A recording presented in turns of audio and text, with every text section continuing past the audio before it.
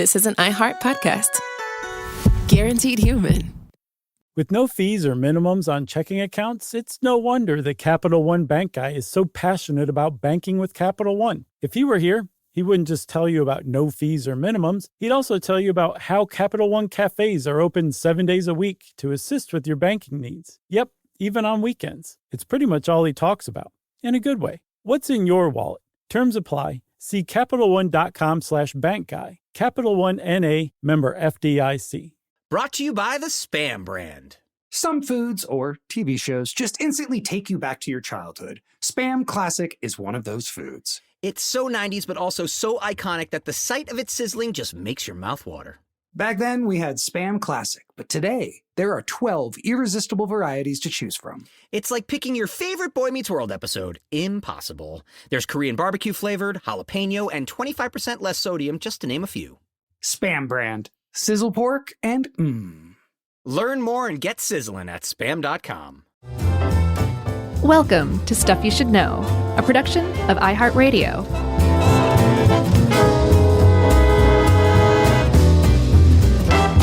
Hey, and welcome to the podcast. I'm Josh, and there's Chuck, and Jerry's here too, and this is Stuff You Should Know.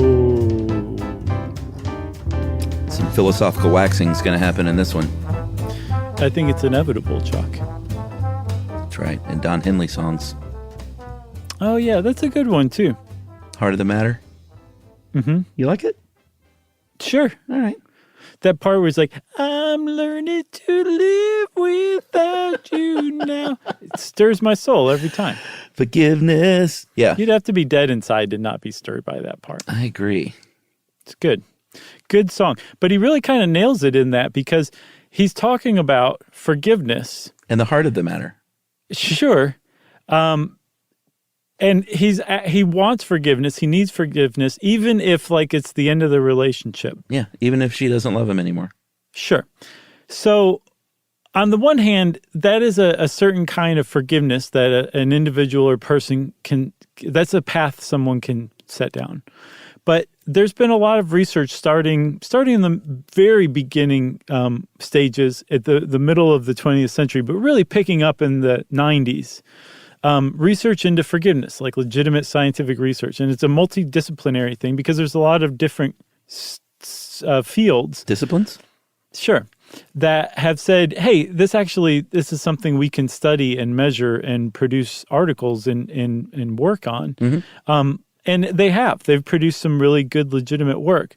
But what most of them have been focused on is not the Don Henley position of somebody who needs to be redeemed, who needs redemption to feel better, who needs forgiveness, but rather the person doing the forgiving, the person who was originally transgressed against. Not the offender, but the offendee.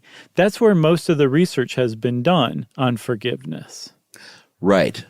Don Henley is a rock star, so he's writing a song about wanting to be forgiven for a foursome he had in St. Paul backstage. Sure. Even if you don't love me anymore, can you forgive me that? Can you blame a guy? Is what he's saying. Right. So, yeah, I think that's probably exactly what that song's about now that you mention it. That's the subtext. So I think we should start by pointing out something about forgiveness, is that a lot of people, there's a lot of stories about people not forgiving. We call it revenge. And people love revenge, Like, think about the revenge movie genre and how many entries there are. Pretty great. Like, have you ever seen I Saw the Devil? Yeah. Have you ever seen Old Boy? Yeah. Have you ever seen Death Becomes Her? Yeah. Have you ever seen She-Devil? Nope. Oh, you haven't? With Roseanne Barr and Ed Begley and Meryl Never Streep? saw that. Was that a revenge movie? Yes. All of them. Great revenge movies. Can I shout out one of my favorites? Yeah, please do. Like, legitimately, it's kind of a smaller indie movie called Blue Ruin. Oh, yeah, I saw that one. Great revenge movie if you're into revenge movies. And I am. I enjoy it. There's a catharsis involved because I'm a big forgiver. So I think I like seeing movies where revenge happens. Yeah, and we'll talk a lot about, revenge because they're virtually two sides of the same coin. Yeah. And they really interact in some surprising ways that are sensible when you see it laid out, but you might not necessarily be walking around thinking about. But on the other side, if you look up movies about forgiveness, almost all of them were produced by a mega church somewhere in the South. Or you've got Magnolia and then The Fisher King are like the two like legitimate contenders for movies about forgiveness. Well, I don't know, because I think there's a fine line sometimes between redemption stories and forgiveness stories. Mm-hmm. Okay. They can kind of go hand in hand. There are plenty of redemption stories. Okay, like what? What, redemption stories? Yeah, let's hear it. Oh, I mean, Hoosiers. One of the great sports redemption movies. Okay, I think that's a pretty loose definition of redemption. No, but are you kidding me? Former alcoholic kid. coach who was not working because of some bad deeds gets redeemed by leading a team to a championship. Dennis Hopper gets redeemed as the alcoholic father. Wait a minute. Was Gene Hackman on the road to redemption? I thought he came in and basically got Dennis Hopper redeemed himself. This was a double redemption. He was getting redeemed as well. All right. Okay. So but plenty of redemption stories. And I think there's a lot of movies that wrestle with the idea of forgiveness in really weighty, heavy ways. Mm-hmm. Like these true stories that you hear about these awful things that happen, whether a family member is accidentally killed by someone or murdered by someone. Like there's a lot of that stuff in movies. Okay, so my thesis was this, and this is strictly me editorializing here, Sure. but I think there's some validity to it, and that is that the reason why it's much easier to name revenge movies is because revenge appeals to our baser instincts. It makes sense. It's universally understood. And like you said, you even consider yourself a big-time forgiver, and yet you enjoy revenge movies. It's cathartic for you. There's something to be delivered by a revenge movie. Yep. A movie about forgiveness, it's just more complicated. It's harder. We're not as good we're not as automatically adept at forgiveness as we may be with revenge. That's why I think there's fewer forgiveness movies. But that's not to say that we're not moved by it, because I think whenever you hear real life stories of forgiveness, they just bowl you over. Oh, yeah. Even when you step back and think about like what the person's actually doing, you're like, yes, legitimately anybody could do what they just did. It's akin to hearing somebody solo climbing Mount Everest or something like that. It makes the news literally when somebody forgives in a really deep way that the average person might not. Yeah, like a big time transgression. A lot of times you'll hear of a courtroom scene where someone has forgiven the person who like murdered their relative or loved one or something. Yeah. And that stuff is powerful. You're right. Every time you see these stories, you dug up this one story from Berkeley, the Greater Good magazine, Science-Based Insights for a Meaningful Life, out of UC Berkeley, of this woman who was a nurse's aide who hit a guy. She had been drinking, hit a guy in her car. He went through the windshield and was stuck there, and she was so impaired, she didn't realize it for a while. Eventually realized it, got out of the car, could not get the guy out, who was still alive, mind you, and so drove home and parked her car in the garage to let this guy slowly die. Yeah. In her garage. Over the course of a couple of days. And like she sobered up, would go out and check on him once in a while, but refused to call for help because she was too concerned about getting in trouble. Sure. So instead she let him die, had a couple friends come help her hide the body, move the body, and then actually got found out later on because 4 months later she was at a party and she joked about it to an acquaintance who went and told the cops, and this woman ended up getting 50 years in prison.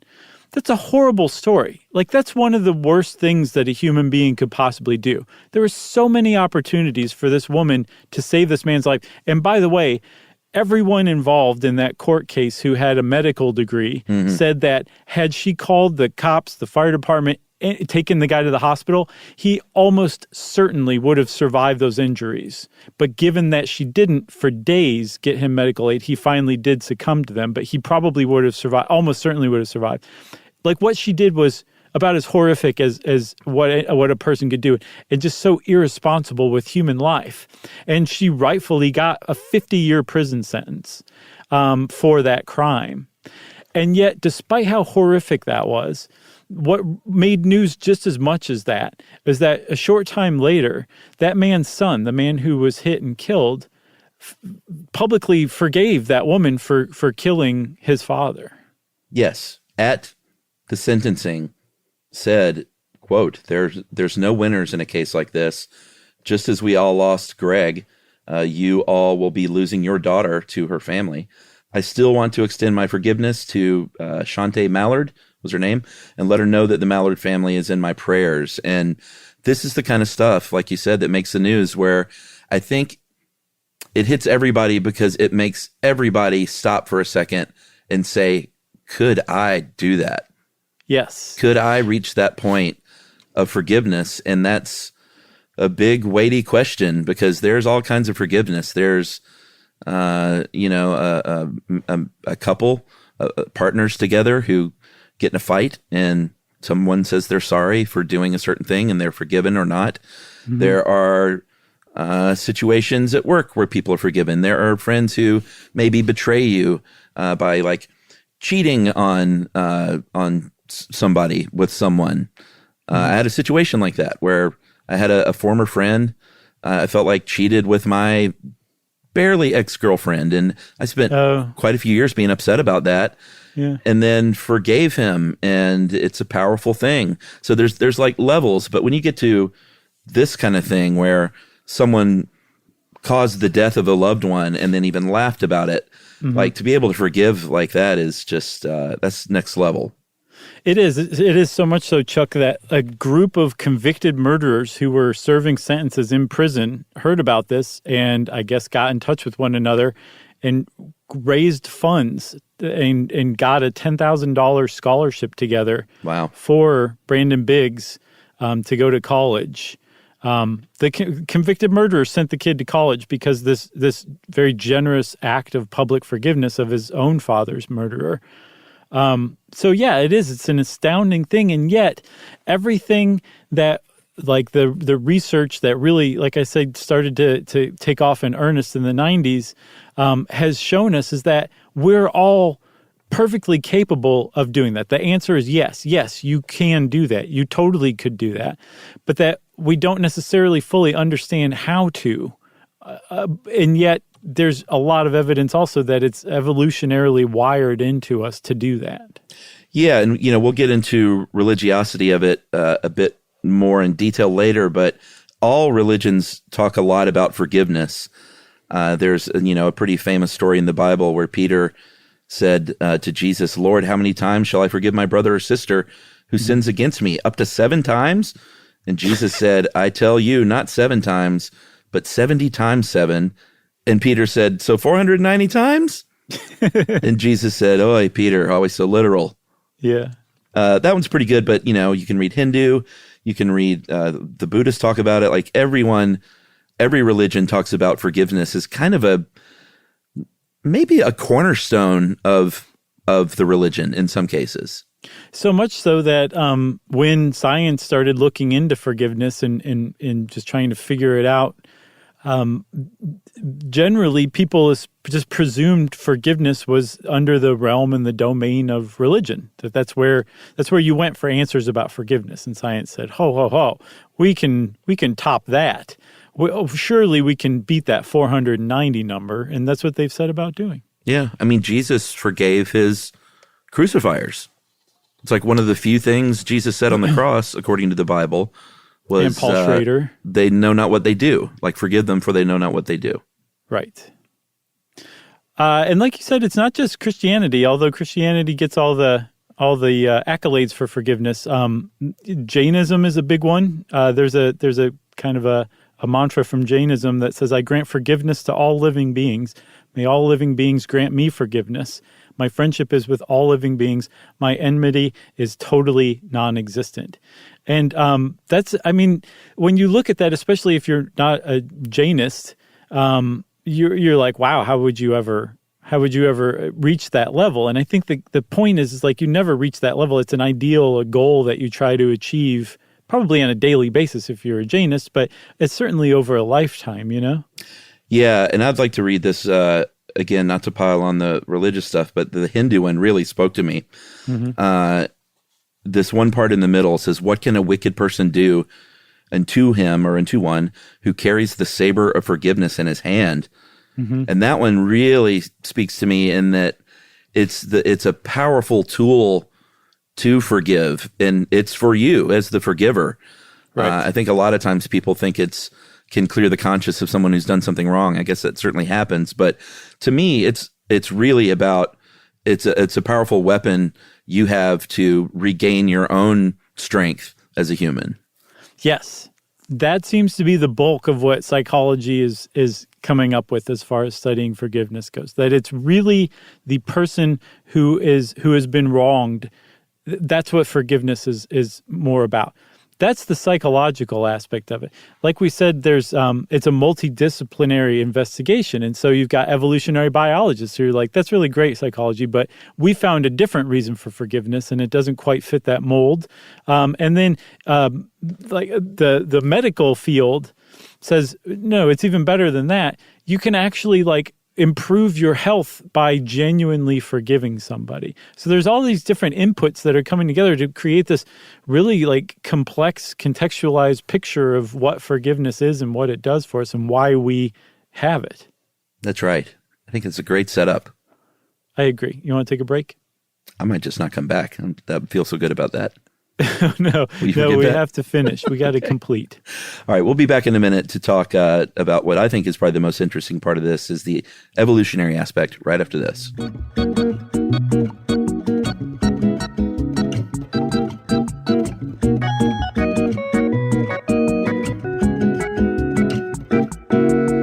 Learning stuff with Joshua and Charles. Stuff you should know.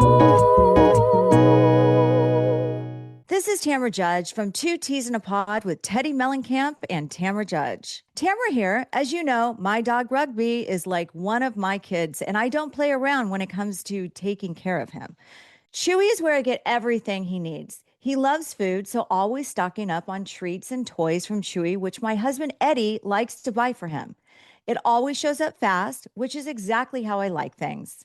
Chewy also handles the serious stuff, prescriptions, pet insurance, and the telehealth vet visits. And now they're opening up vet clinics across the country. And their 24/7 customer service, they just understand pet people. Plus, with Chewy's 1-year satisfaction guarantee, trying new things is never stressful. Chewy just makes caring for Rugby easier, and that matters to me. For life with pets, the answer is Chewy. Save $20 on your first order with free shipping at chewpanions.chewy.com/teapod.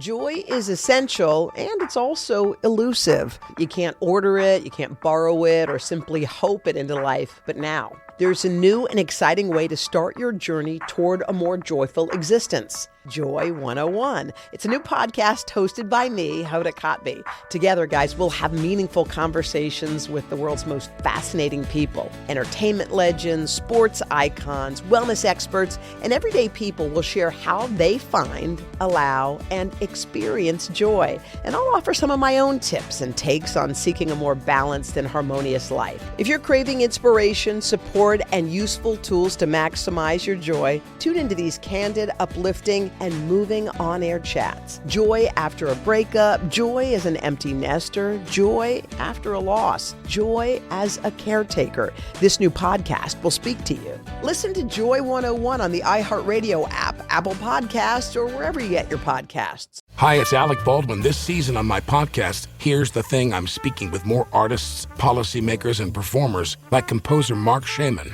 Once you've established that you have the talent It's about the hang. It's the pleasure of hanging out with the people that you're with. You know, Rob and I was always a great hang. We would sit and kibitz for hours and then eventually get around to the music. That's what I mostly think of when I think of him, the time together laughing. Lawyer Robbie Kaplan. The great gift of being a lawyer is the ability to actually change things in our society in a way that very few people can. I mean, you can really make a difference to causes in the United States if you bring the right case at the right time. And Marriage win. equality. Yeah, Windsor's the perfect example. Director Morgan Neville. Film school teaches you all the wrong things about making documentary. What do you want to say? Documentary is all about your ear. What do you hear? I feel like my job is listening really, really hard. Listen to Here's the Thing on the iHeartRadio app, Apple Podcasts, or wherever you get your podcasts. What did Black music, food, and culture teach us about who we were becoming? 2016 was sort of that last era of monoculture, where we still consumed things in community. From Beyonce and Rihanna. Everybody wanted to be Beyonce. I don't think we'll ever see another Rihanna. To soul food, memory, identity, and the stories we carry through Black culture. What does it mean to be Black and eat in America? So we were this group of people who knew how to work the land, who knew how to live with the land. We make it do what it do. Therapy for Black Girls is bringing together the conversation shaping Black life right now. You will never make me feel bad for being a Black girl, for being a Black American girl, ever. Therapy for Black Girls is bringing it all to the mic. Listen to Therapy for Black Girls on the iHeartRadio app, Apple Podcasts, or wherever you get your podcasts.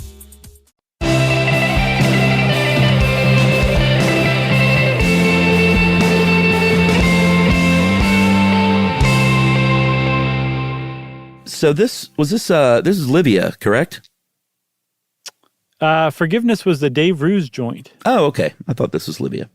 So yeah, thanks to Dave for this. He did a great job with this research. But the evolutionary aspect of forgiveness is super interesting to me because I think that a lot of people assume that it's what Dave calls a higher virtue. Like, you know, it is Tuk in the gang were so base as, you know, kind of primitive thinkers, is that they didn't have the capacity to forgive. They would smite somebody. If someone punched Tuk in the face, Tuk punch back. Or if someone attacked Tuk attack back, maybe even harder.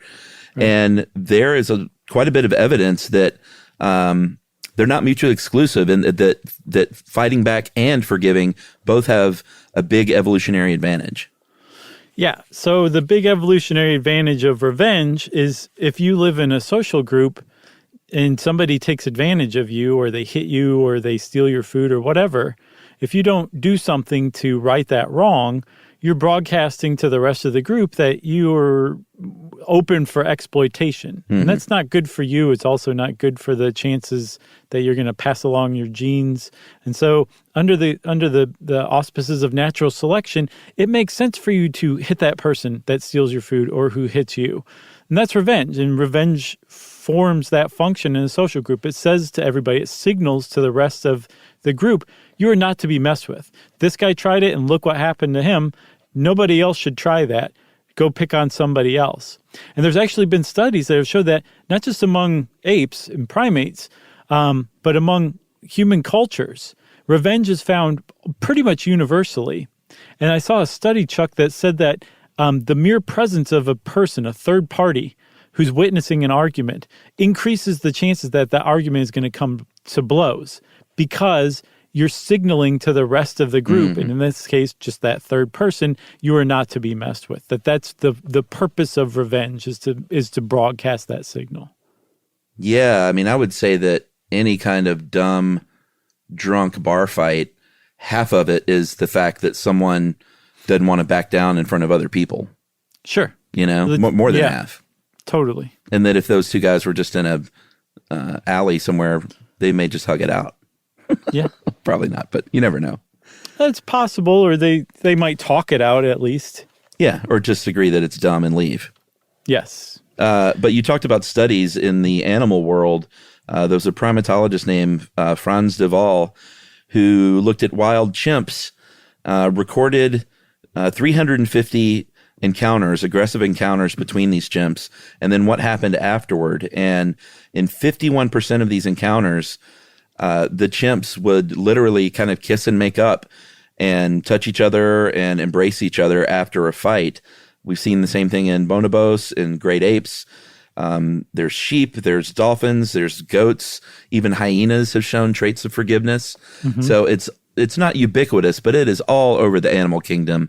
Animals fighting and then animals making up with one another. Right. So, I mean, the revenge one's pretty easy to understand, but then you're like, okay, well, why would there be the making up part? But that also ties into the fact that these same animals are also living in tight-knit social groups. And so you have a limited amount of people that you can possibly have a dispute or a feud with.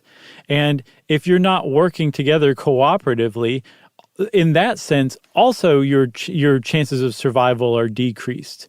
So what makes sense is what's called the valuable relationship hypothesis, which says if somebody hits you, you should hit them back, but then after that, you should make up with them. So you're sending that signal you're not to be messed with, but then you're repairing that relationship, that valuable relationship that you depend on to help your survival in the social group. You're repairing it, and then you guys can move forward. And that is how revenge and forgiveness are basically two sides of the same coin, or at least work in conjunction with one another to keep the group functioning at its best. Right. And that kind of dovetails with the second part of that thing, which is called negative reciprocity, which is if someone hits Tuk-Tuk and Tuk-Tuk goes crazy and just starts wailing on the other person who just slapped him in the face. Yeah. That's not good either, because everyone's going to go, whoa, Tuk-Tuk, I'm not sure I trust him now. He's definitely burned that bridge forever between him and the other guy. Mm-hmm. And none of this is very good. So what they found is negative reciprocity. If someone smites you, you smite them back the same amount and then forgive them. Like if someone takes off their glove and slaps you across the face, you don't kick them between the legs and then wail on their face. You slap them back with your glove, and then you talk about forgiving one another, and everyone sees that you can work with people. You can stand your ground, but you can also forgive and work with people, which means you're valuable to the group and you're valuable to have around. Yeah, and so kind of tied into what you were saying earlier about, how there's this idea that, revenge is a base instinct and forgiveness is a higher instinct, rather than realizing that they're both pretty basic instincts for among the animal kingdom.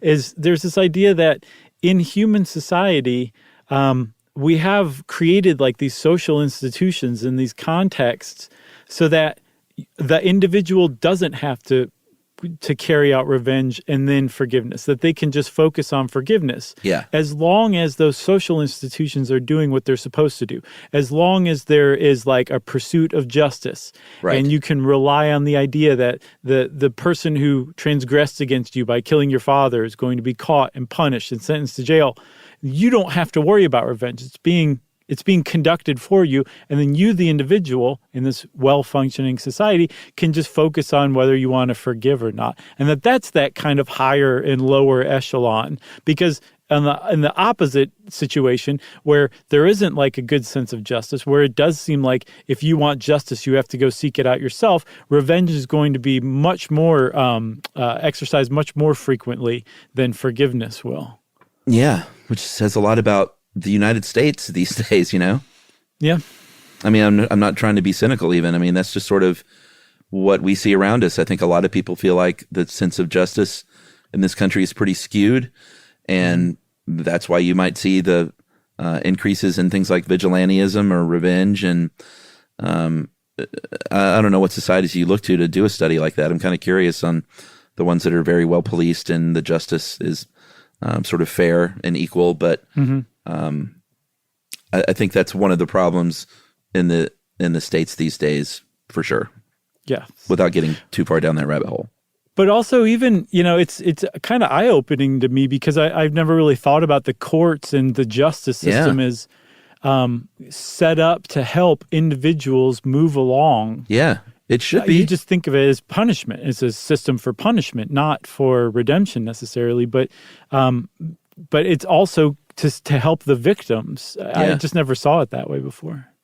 Yeah, it's interesting when you talk about that guy in court, and a lot of times you'll hear the courtroom forgiveness. Sometimes you'll also hear the opposite, and you hear the courtroom like, I will never forgive you for what you did to me. And I think not always, but it seems to be a lot of time tied to whether the transgressor has really acknowledged what they've done and sought forgiveness and said that was the worst thing I've ever done in my life, and I don't think you should ever forgive me. Like, it's an interesting sort of dance that happens there because it's not a one-to-one thing. It's not like every time a bad criminal that does something really asks for forgiveness and says it was a terrible thing, the other person forgives. So sometimes the person could laugh it off like this lady did and not ask for forgiveness, and the other person could forgive, which I think goes back to the notion that forgiveness comes from the forgiver.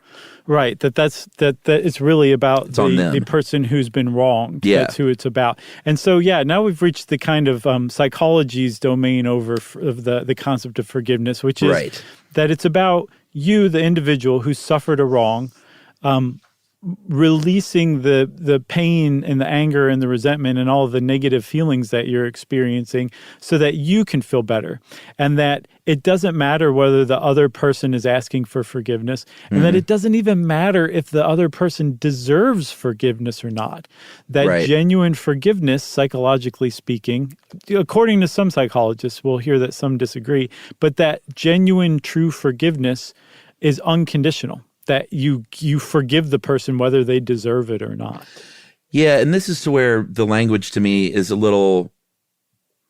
I could see people debating this because it is forgiveness in a way, but to me it's almost more of just a letting go. Yeah, I agree with you. Of an anger. So it's not... It's so tricky with the definition, because when you think of forgiveness, you think I'm saying... And it's really not what it is. What you're not saying is it's okay what you did. Okay, so yes, you know what I mean. That's not that's not a key component of forgiveness. No, it's not. That's a very confusing thing for a lot of people too. Is that the idea that if you forgive somebody, you're condoning their behavior. You're saying it's okay what they did. Right. That's not the point of forgiveness. From what psychologists who research this are coming up with, they're saying, no, what you're doing when you forgive somebody is to say, I know what you did. You wronged me. I know what you did last summer. I can live with that. It doesn't make it any better. Yeah. It doesn't make it any better. It doesn't excuse what you did. Right. And it certainly doesn't excuse future repeated instances of what you just did. But it's saying, like, I'm willing to let go of the pain I have associated with this act you did against me, this wrong, and I'm going to move forward with my life. And in doing that, I'm willing to let you move forward as well. Well, or I think sometimes in a case like this, that kind of forgiveness can make the transgressor suffer worse sometimes. Yeah, just out of guilt. Yeah, and they want to be admonished and hated as part of a punishment. But, it's TS, because again, forgiveness is not for you. It's for the person. Dave even makes a great point. The person being forgiven is secondary or even unnecessary to the process. And that's sort of the key. You don't even have to tell that person necessarily. We'll get to later some kind of like how to forgive. Some people say that you should tell someone out loud, like literally tell someone, but you don't necessarily have to tell that person if it's a situation like this, or even if it's like a close personal friend. Like I think usually you do when it's someone you know, because that's a part of communicating with one another in a healthy way. But if it's the person who killed your family, you don't have to tell them to forgive them, and you can still forgive them. Yes. So some psychologists define forgiveness, like a full forgiveness, as including you actually seeking out contact with that person. Right. And that if you forgive them but don't tell them, or you still avoid them afterward, where it's like, hey, I forgive you, but good luck with the rest of your life. Yeah. You're not in my life anymore. That to some psychologists, not all, some psychologists say that's not genuine forgiveness. That's akin to like what you were saying, which is letting go of anger and moving on, but not really actually forgiving. I still say it's forgiving. I'm not one of the psychologists. Sure. And it's very much debated for sure. But then that also leads to another point too, that if you forgive somebody, it doesn't necessarily mean you forget. Right. And that's not part and parcel to it. Forgiving doesn't mean forgetting. You can forget. I'm actually really good at that kind of thing where I forgive because unless it was a really huge wrong, it just kind of fades from my memory fairly easily, and I don't dwell on it. So they can go hand in hand. But if you've been deeply wronged by somebody where you're actually going through the process of forgiving, which we'll talk about, and it's a deliberate step that you're taking toward finding peace with yourself and your life again, then you know very well what that wrong was and you're not going to forget it. But eventually the aim is that you will have divorced the emotional attachment from that memory of that wrong to where it becomes akin to like a movie you saw once or a trip you took once. Like it's just a thing that happened in your life rather than this crisis that is sucking up your attention and emotions. Yeah, I really like this definition from Fred Luskin, who is a psychologist and forgiveness expert, for what it's worth, director of the Stanford University Forgiveness Projects. Mm-hmm. And Fred's definition is to forgive is to give up all hope for a better past. And that really lays it out there in a very practical sense that what has happened. You may not be there yet in your journey to forgiveness or the letting go, but you cannot change what happened no matter how angry you are or how much you want someone to pay for it or suffer or how much revenge you want. So there is no better past. That's impossible. So giving up hope for a better past, it's sort of a bleak definition, but one that I think is pretty instructive. Yeah, but it's also a realistic definition too, if you think about it, because you can't change the past one way or another. You can only alter how you let the past continue to affect you or not. And the other thing I really want to say here right now, because it can be confusing for me too, when I think about forgiveness and anger and stuff like that, is like, this is not, no one is talking about something like throwing a switch or like rather than feeling anger, you feel forgiveness.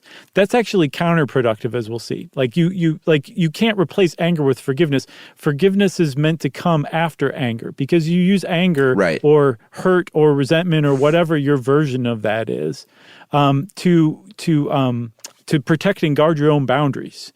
So it's unnatural for you to not have some sort of negative emotion or negative response to being wronged. But you don't want to replace that or try to replace it with forgiveness because you may accidentally trip up the process and you're not really legitimately feeling forgiveness. You're basically just setting yourself up to be wronged again. Yeah, my deal personally is Emily always talks about what a forgiving person I am because I really crave to forgive. Mm-hmm. I don't know. I was about to say crave forgiveness. I crave forgiving. I guess it sounds funny, but I just all I need is for someone to say they're sorry for something, and then it's done. 9 times out of 10, that's done for me. And as far as forgetting, like I'm a pretty good forgetter too. I don't know about like literally forgetting something, but I definitely look back on a lot of relationships, especially with like ex-girlfriends that were terrible, and go, oh, what was so bad in that relationship? We were pretty good, right? It's sure. Like, no, we weren't pretty good at all. Right. I just have rose-colored glasses, and I think you and I are both like as podcasting partners and family and team good about when we had little dust-ups, forgiving one another. If the other person like says they're sorry, like you and I both get over that stuff pretty quickly. Yeah. Which is, it's very key though, you know, like, oh yeah, you can't. Forgiveness is like from the heart. If you're hanging on to something, then you're not done with it yet. No, but and that is so important, Chuck. That's important for the individual to remember that if you are unable to forgive, that means that you're still hanging on to it. That doesn't mean you'll never forgive. And that also doesn't mean you have to hurry up and forgive. It means you're still in the process of That's right. reaching the point where you can forgive. It's a deliberate choice from everything I've seen in the research. You are making a deliberate choice to forgive somebody, but it's not throwing a switch. It's part of a process. And during that process, while you're on the road to forgiving the person, you're still going to be kind of angry at them. Maybe not the whole time, but every once in a while it might hit you before you've fully forgiven them, and then you're going to be mad about it all over again. That's okay. That's normal. That's natural. You can't really rush it. You can, but it's going to be detrimental. What you want to do is just kind of let it play out and have faith that if you're on the path to forgiveness, you'll ultimately will forgive the person and things will be good again. Yeah, and depending on your life and your childhood, like you probably have an inclination or an instinct to forgive or not based on what you saw, what was modeled. There's both nature and nurture involved, but I think people generally have an instinct of revenge or forgiveness, and to do one or the other that is against that instinct requires great effort, especially in the case of forgiveness, because you may not be inclined to be a forgiver at all. That doesn't mean something's wrong with you. Mm-hmm. That just means that's probably what you saw growing up, or maybe something happened to you when you were young that makes it harder for you. But it's still possible to get there. It just might be tougher. Well, what's neat is another thing that the field of psychology is telling us about forgiveness is that it can be taught. You can learn to forgive, even if you were raised in an unforgiving environment where you never learned how to do that. You can learn how to do it. And I say we kind of jump to those, to how to forgive before we go into physical health, because I feel like we're kind of there right now. Yeah, well, let's take a break. Okay. Let's take our final break. And we'll talk about that when we get back, as well as this one sort of interesting study I'd like to hit real quick, too. Okay.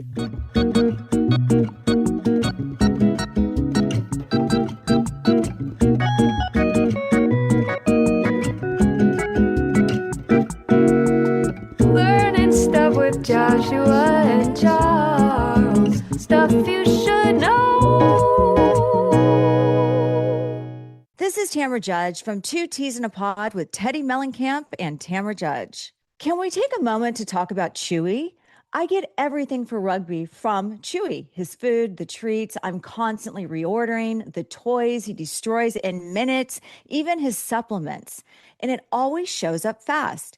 Chewy also handles the serious stuff, prescriptions, pet insurance, telehealth vet visits, and they're even rolling out vet clinics across the country. Their 24/7 customer service actually understands dog moms like me, and cat moms, bird moms, reptile moms, all of us. And with Chewy's 1-year satisfaction guarantee, trying something new is never stressful. For life with pets, the answer is Chewy. Save $20 on your first order with free shipping at chewpanions.chewy.com/teapod.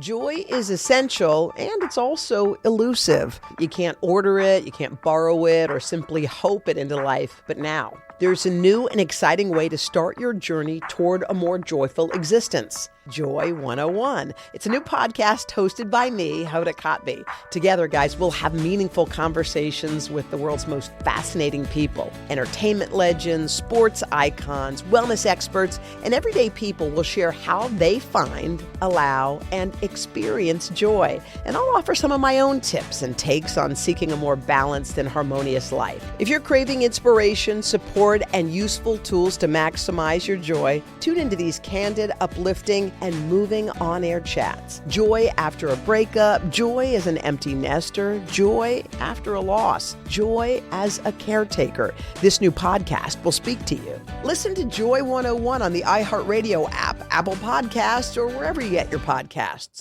This is Saigon, the story of my family and of the country that shaped us. The United States will not stand by and allow any power, however great, take over another country. From iHeart Podcasts, Saigon. Please allow me to introduce Joseph Sherman. You don't think I'm serious about a free Vietnam? I should stop talking so much. I like hearing you talk. One city, a divided country, and the war that tore America apart. This is for Vietnam.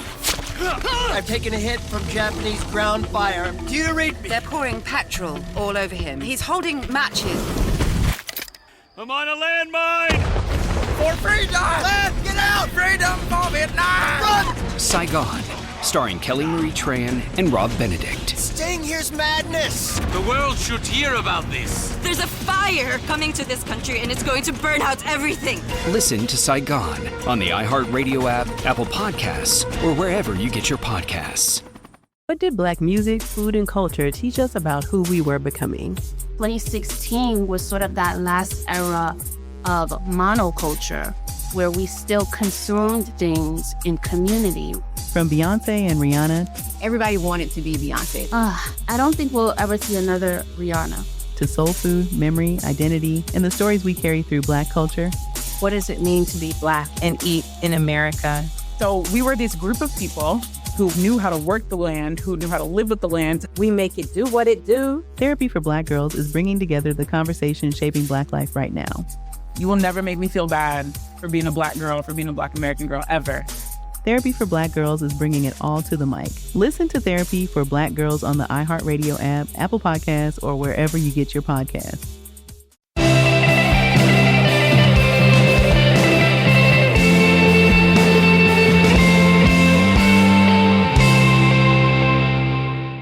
All right, so there's this study that Dave dug up that I thought was interesting. I think it's flawed, but interesting. It screams social psychology.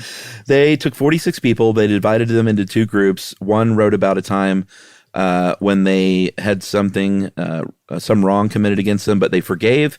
The other wrote about a time when they had something wrong committed against them, but they did not forgive. Mm-hmm. And then they told those people to stand at the bottom of a hill to estimate how steep it was. And also, in a separate part of the study, to jump as high as they could. The unforgiving group guessed that the incline was 5 degrees steeper on average than the forgiving, and the forgivers jumped 7 centimeters higher.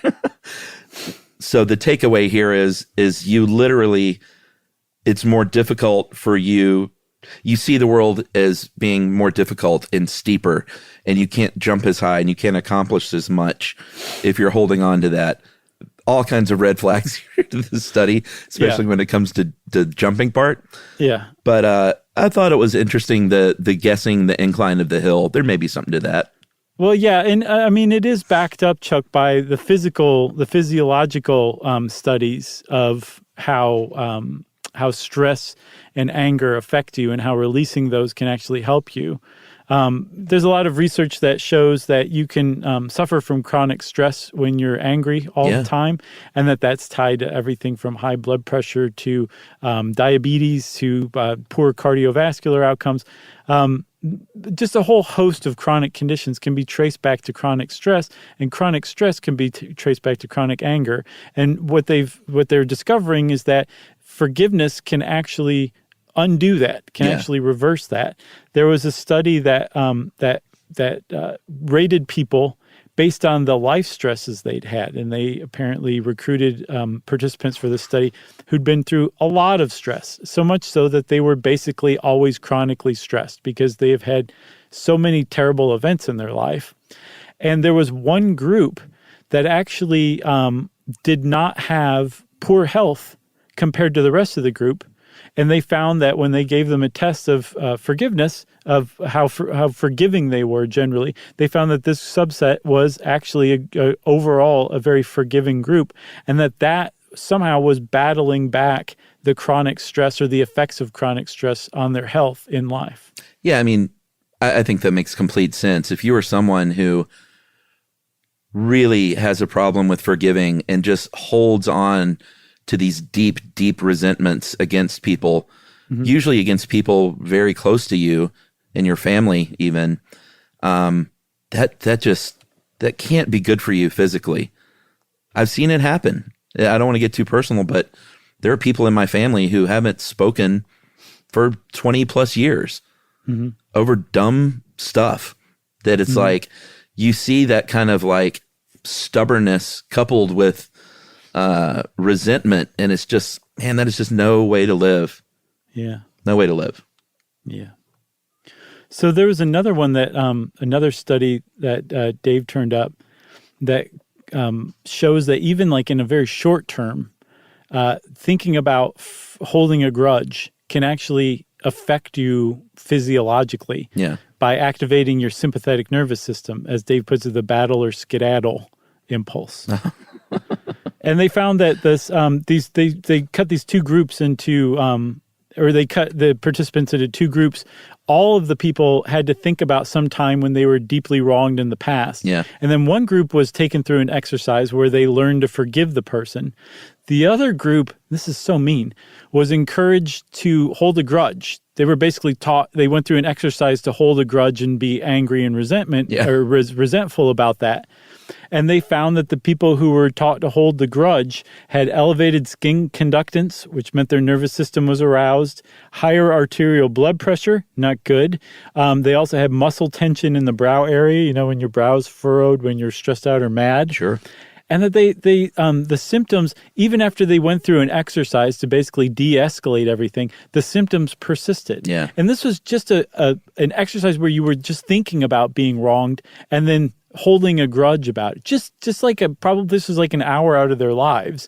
And that was the effects. That was the findings of that. So it's pretty clear that yes, anger can affect you physically, and what they haven't. We don't have the reams of data that we have supporting it like we do that anger hurts you physically. But there seems to be the opposite of that holds true, which is releasing that anger, which is forgiveness in whatever form it takes, can actually improve your health as well. Right. Earlier in the episode, we were talking about religion. All religions talk extensively about forgiveness. Mm-hmm. And when they do studies these days, usually like questionnaires and stuff, depending on the studies you look at, you would think religiosity does play a role in that people who describe themselves as religious, supposedly in some studies, are 2.5 times more likely to say that others should be forgiven unconditionally. But I know you found some studies that found that religiosity does not play as big a role as a lot of people think it does. Yeah. And that sometimes religious people may be more inclined to say that they are forgiving when they aren't, because it's the right thing to do.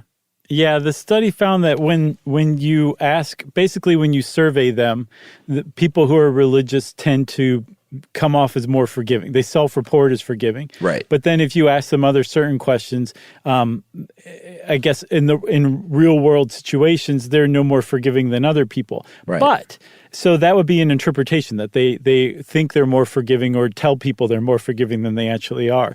But there is another way to look at it too, and they went back and followed up on that study, and they found that over a longer term, people who are religious actually do tend to be more forgiving in their lives. It wasn't like the most set in stone study, but I found it interesting that they had it harder. The religious people in this study had more difficulty in relating grudges that they're carrying around compared to the control group of people who weren't religious. Yeah. Makes sense. Sure. There was some redemption there. Yeah. As far as how to forgive, like we said, hopefully we've gotten it through, that it's something you can learn.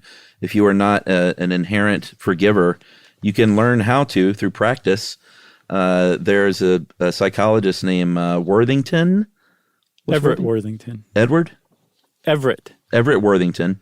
There should be a third after that, if you ask me. There totally should be. And Worthington has developed the REACH model, which we'll go through. It's an acronym. Of course. Recall is the first step, and that's to really recall the event in detail, but in sort of an objective way, and not necessarily something that was done to you, but just to look at the detail of it and try not to judge yourself or the other person. Just simply bring that back to your mind. Yeah, and the point of that is to feel the feelings. Like we humans have such a tendency to try to get away from negative feelings and run toward positive feelings. And I think Worthington's position is that we have to feel whatever feelings are associated with it. And that's a huge part of it. We have to go through that experience. It's part of the recall. Right. The E stands for empathy. This is one that is, I don't know about controversial, but it's not everyone agrees at all on whether or not you need to actually have empathy to forgive. Mm-hmm. But empathy can certainly help you forgive if someone has broken into your home and stolen from you, it might help to forgive them, to empathize and think about where they may be in their life to feel like they needed to do something like that, is one example. Yeah, and he points out also, like, you're not excusing their behavior, Right. but you're just thinking about It's them empathy. beyond just a villain or criminal or Yeah. person who wronged you, for sure. And actually, we should say Everett Worthington had to put his money where his mouth was, because his mother was actually murdered by a burglar, I think back in 1997. Yep. And he put himself through this, the reach method, and he said he came out on the other side better off than he had been. And I think he was already doing this, right? That didn't inspire his career, did it? No, I think he was already doing it, Right. coincidentally. Wow. The ironies.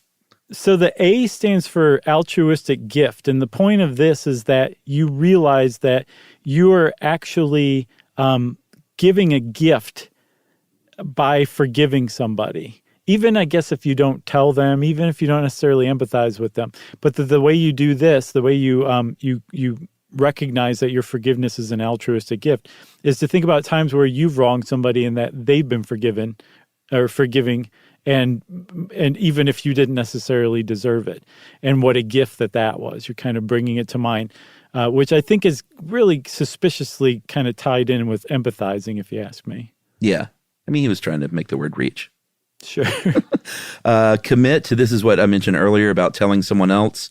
Doesn't necessarily have to be the person you're forgiving, although that could help if you want to go that route. But telling someone else, at least in Worthington's mind, makes it gives it a degree of permanence. Makes it real. Basically makes it part of your story. Like you're changing the story, essentially.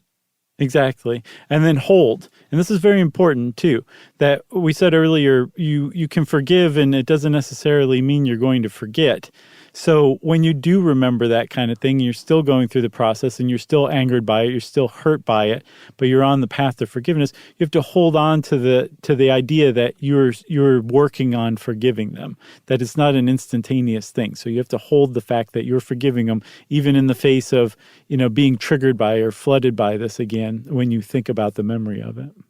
Right. Luskin has a 9-step process, which we're not going to really get into, but step 8 is interesting. Just like REM says, living well is the best revenge, is the sort of the nuts and bolts of number 8.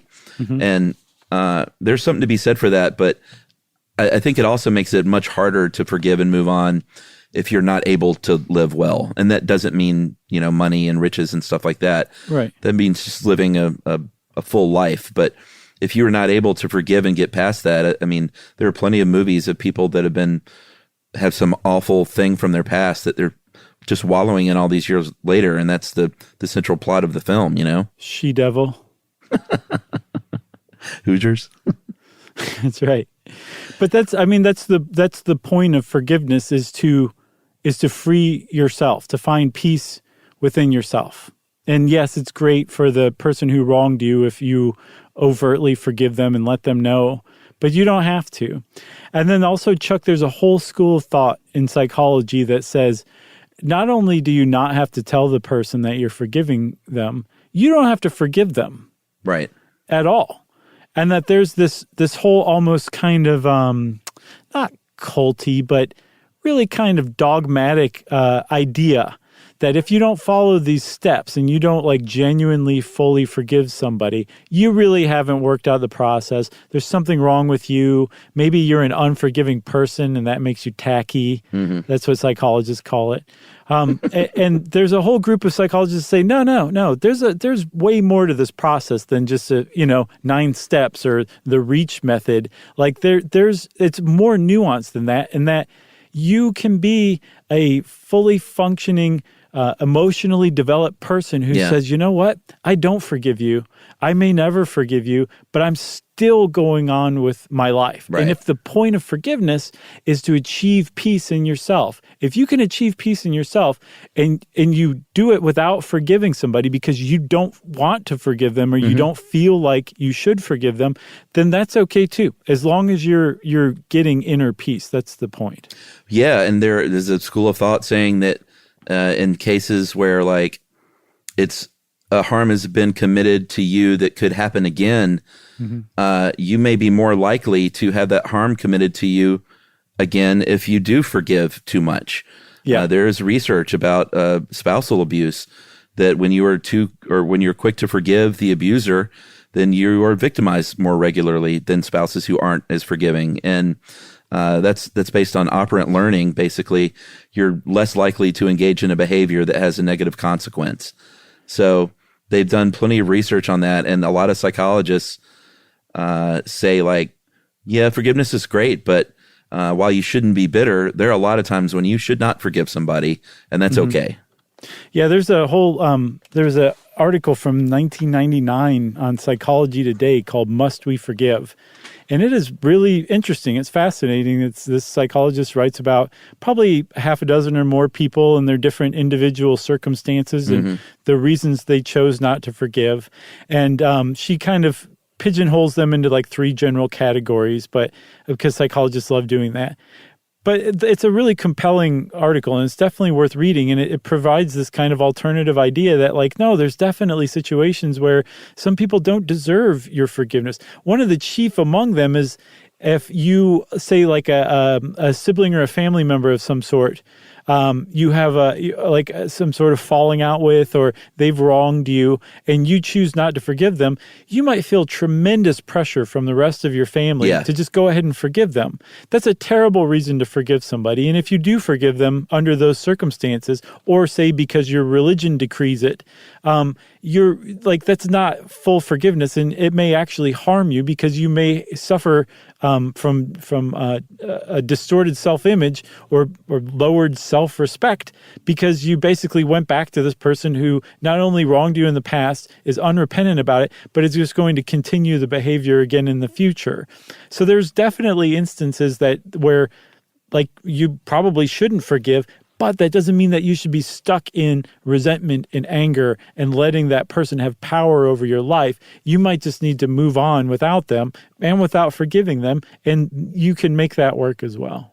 Yeah, I mean, there was that one terrible story that you sent about the woman who, as a child, had this terribly bullying and abusive older brother. And we won't even talk about the awful things this guy did, but the parents were really always pushing, like, oh, he doesn't know how to say he loves you. He doesn't know how to talk to you. So he does these things, and you really need to forgive him. And that's bonkers. You know, that is a situation where you were doing such great harm as a parent to teach your daughter to accept this kind of behavior. Right. And not only accept it, but forgive it. It's like just setting her up for, unless she really therapies through that stuff later in life, of just a series of terrible relationships. So exactly. Yes. You can't, forgiveness isn't always the thing. I have a friend who had a terrible thing happen to him when he was younger, and we talked a lot about this, and he has forgiven that person in his heart. And I was like, well, I haven't. And I was like, I'm still angry about it. And he was like, thanks. Like, that helps. Like, I'm angry and have not forgiven on his behalf. And I thought he was going to say, like, no, man, you need to do the same. And he was just like, brother. He was like, thank you, man. Yeah. I appreciate that. Yeah, and I think that's another thing worth pointing out too, is we have this concept of people who forgive others being saintly. Yeah. And it's not necessarily that kind of a thing. It's not necessarily that kind of a process.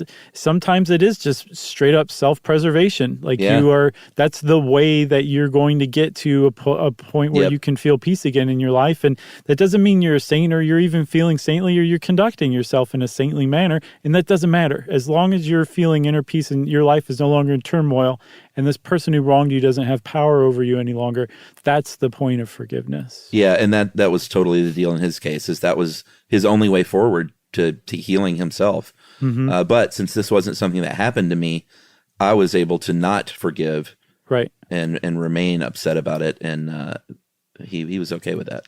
Yeah, and still to this day, you won't buy that guy beers. Oh, man. So there's one other thing that has started to kind of come out of the shadows that's just getting picked up by psychology as far as forgiveness goes, and it's self-forgiveness. And we don't really have room to talk about that here, but it's worth exploring sometime, maybe in a short stuff. Yeah, that's a big deal.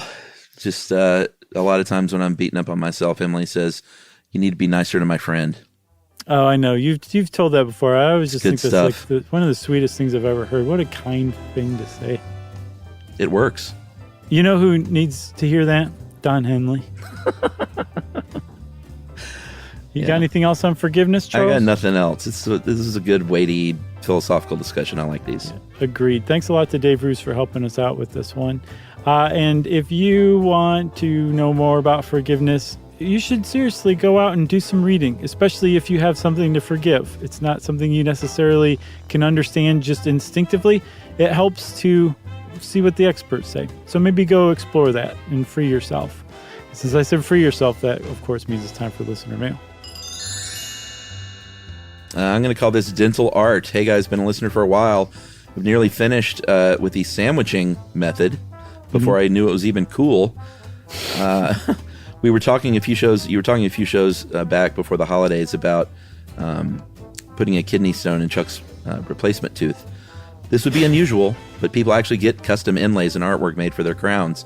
Inlays are generally gold or gemstone with a custom artwork, and it's referred to as a tooth tattoo, which is hand-painted onto the crown before it gets a final coat of glaze. The most common request here in the Chicagoland area are sports logos. Oh, no. Like a little Chicago Cubs logo on your no. tooth.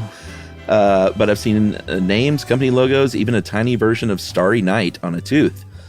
While a lot of modern crown and bridge manufacturing has gone digital, highly leveraging CAM, CAD, and 3D printing for most restorations, tooth tattoos are a unique manifestation of the relatively unknown artistry of a subset of dental technicians. Wow.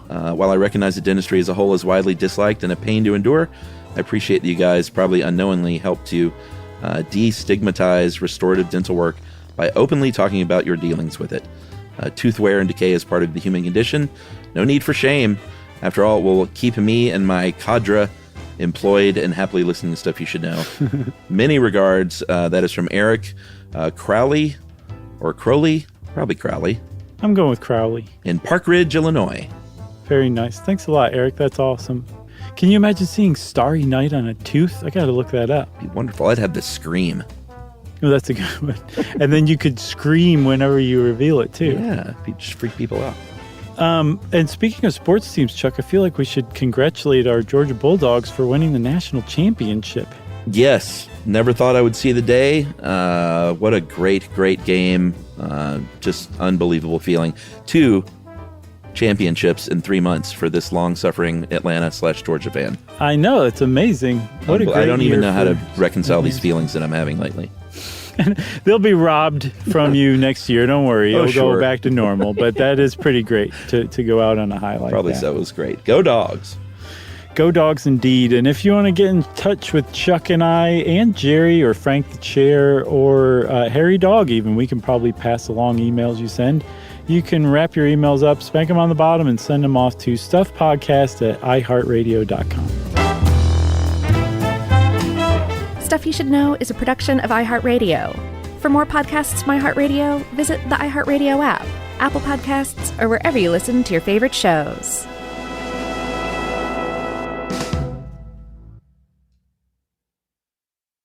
This is Tamara Judge from Two Teas in a Pod with Teddy Mellencamp and Tamara Judge. Can we take a moment to talk about Chewy?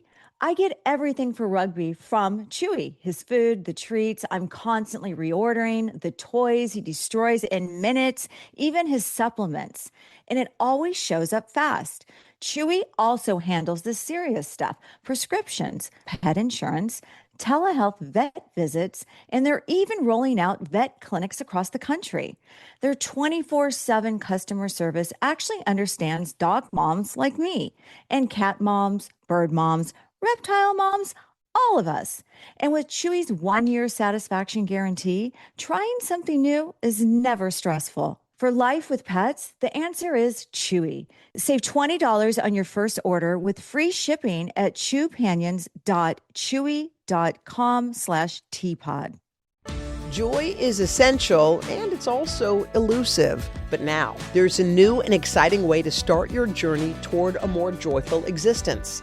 Joy 101. It's a new podcast hosted by me, Hoda Kotb. If you're craving inspiration, support, and useful tools to maximize your joy, tune into these candid, uplifting, and moving on-air chats. Listen to Joy 101 on the iHeartRadio app, Apple Podcasts, or wherever you get your podcasts.